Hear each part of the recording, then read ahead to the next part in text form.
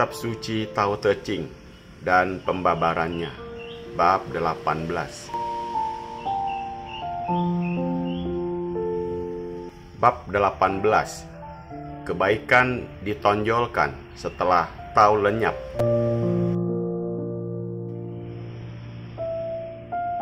Satu, bila Tao atau sifat wajar dilalaikan, muncullah istilah kebaikan dan kebenaran.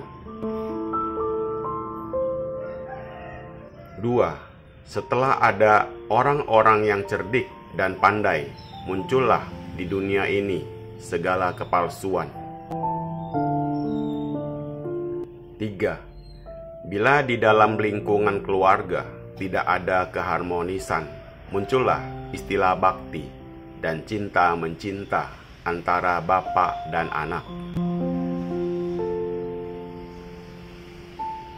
4. Bila negeri dalam kekalutan, muncullah menteri yang setia atau patriot. 5. Menurut cerita orang yang sering bergaul dengan orang pegunungan, misalnya di antara pedagang-pedagang yang sering pergi ke gunung untuk membeli hasil bumi, diceritakan bahwa ia sering dijamu dengan makanan primitif, misalnya nasi jagung.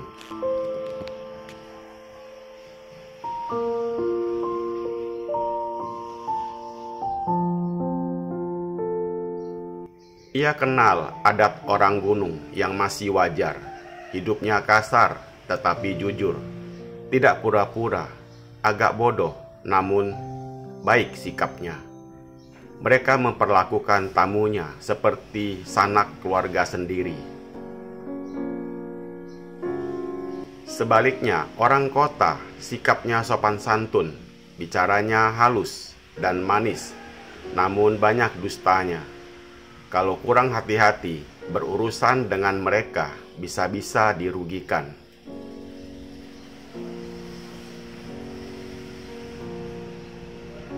Dari contoh ini, kita dapat menarik kesimpulan bahwa orang yang hidupnya masih primitif, belum mengenal sopan santun atau tata krama, hidupnya masih wajar. Mereka pun belum mengenal kepalsuan, kejahatan, dan kedustaan, hingga sikapnya jujur dan sewajarnya.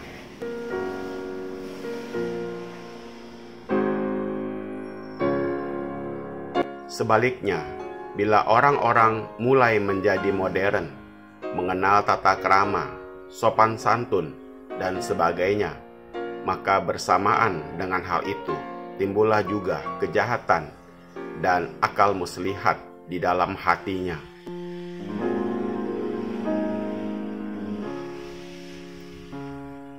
Pada zaman purba atau zaman emas, tatkala manusia hidup di dalam Tao, mereka tidak mengenal istilah-istilah kebaikan, kebenaran, keindahan, dan kecantikan, karena mereka hidup sewajarnya. Dalam keadaan sewajarnya, tidak ada baik atau jahat.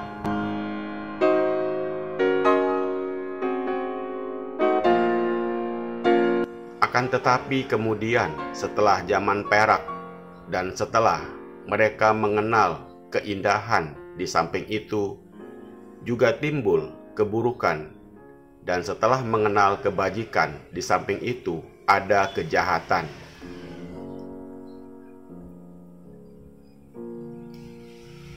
Karena di dunia segala sesuatu ada imbangannya, maka dikatakan dualisme.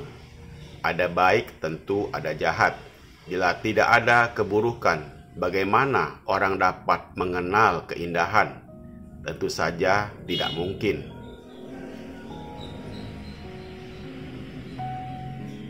Misalnya, kalau di dunia ini semua wanita berparas cantik, tak satu pun berparas jelek, tentu saja kaum pria tidak mengetahui tentang kecantikan. Tetapi karena di samping yang cantik ada yang jelek, maka adanya perbandingan ini lantas timbul pengertian tentang cantik dan jelek, indah dan buruk. Demikian pun dengan kebajikan.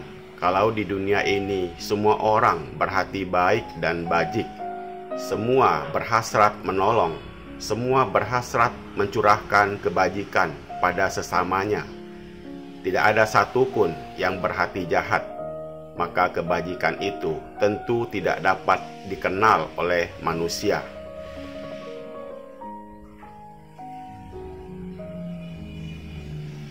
Segala kelakuan baik dianggap biasa dan sewajarnya, sebagai umumnya orang dan sebagai kewajiban mereka. Namun, karena di samping kebajikan ada banyak kejahatan, kecurangan, kepalsuan, dan kekejaman, maka kemudian barulah mengenal adanya bajik dan jahat, baik dan buruk.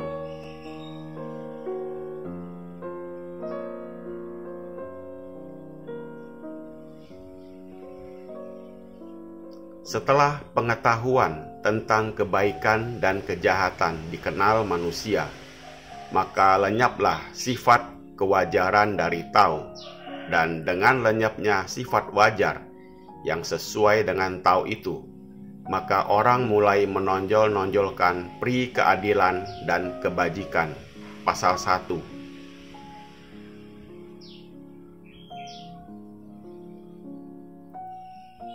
Setelah sampai pada zaman tembaga, sesudah manusia mengenal baik dan buruk, lalu muncul segala organisasi, aturan-aturan, undang-undang, dan sebagainya yang disusun oleh orang-orang cerdik pandai.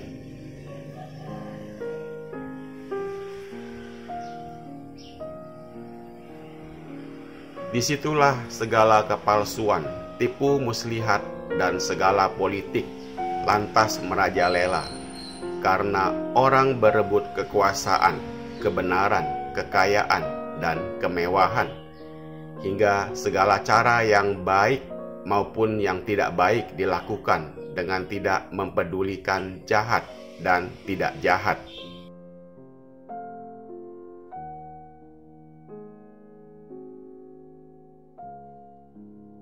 Karena sebegitu lama keluarga atau rumah tangga hidup dalam harmonis atau selaras, tidak perlu dikemukakan pula istilah cinta, mencinta, dan bakti.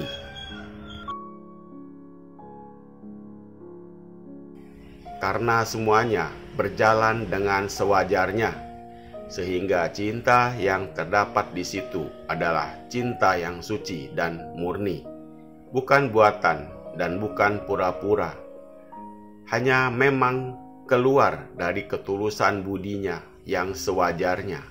Pasal 3.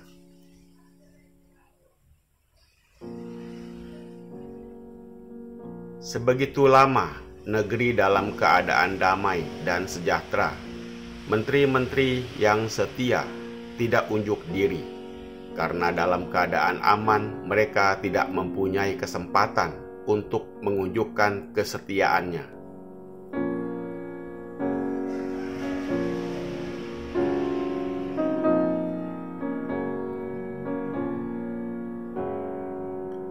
Tetapi di dalam kekalutan dan dalam keadaan perang, barulah mereka mendapat kesempatan untuk menunjukkan kesetiaan terhadap tanah air.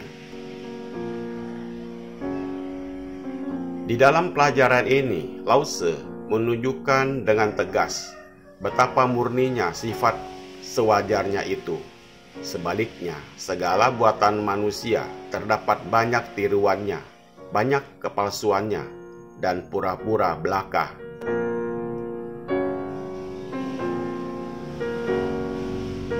Maka Lao Tse mengatakan bahwa kebajikan yang sempurna tidak meninggalkan bekasnya, karena orang yang sungguh-sungguh murni kebajikannya senantiasa melakukan segala kebajikan dengan diam-diam, tidak dibangga-banggakan, tidak menonjolkan pahalanya.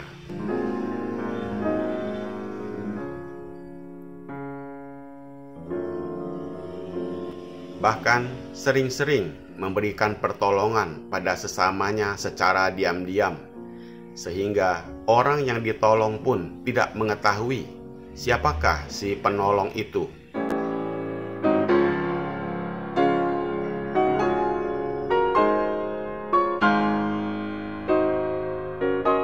Inilah kebajikan yang sewajarnya, yang oleh Lao Tzu dinamakan perbuatan yang disebut Wu-wei atau bekerja tanpa pamrih, pasal 4. Semoga bermanfaat. Terima kasih.